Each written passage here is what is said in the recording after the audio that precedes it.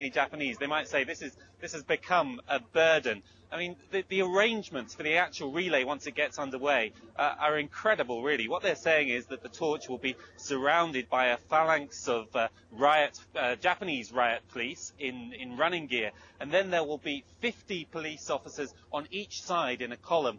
So it'll be very hard for these spectators probably to see very much.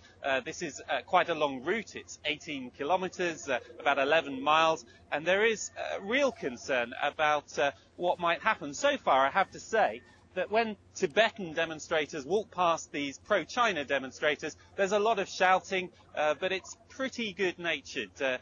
No sense of it being too threatening, but the Japanese are taking no chances. Chris, relations between Japan and China are often a little bit frosty. How much of that is playing into the torch's route?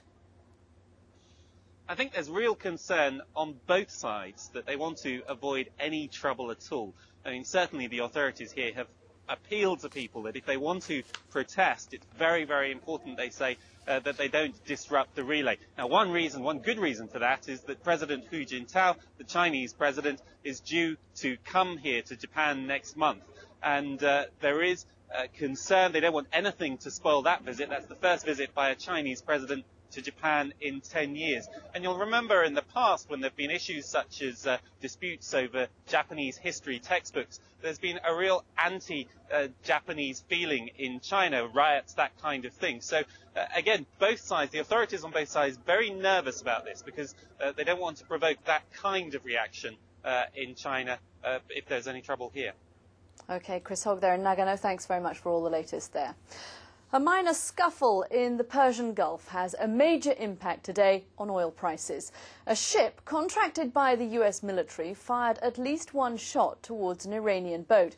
No one was hurt, but oil rose by almost $3 a barrel. The incident is just the latest in a series of skirmishes which all increase tension in the region. Adam Brooks has been following the story and he joined me earlier to explain more. Adam, the details obviously aren't totally clear, but do we have a good sense of what happened here? Well, we have the US Navy's version of events, which is that this cargo ship, the Westward Venture, which had been chartered by the US military, is making its way north.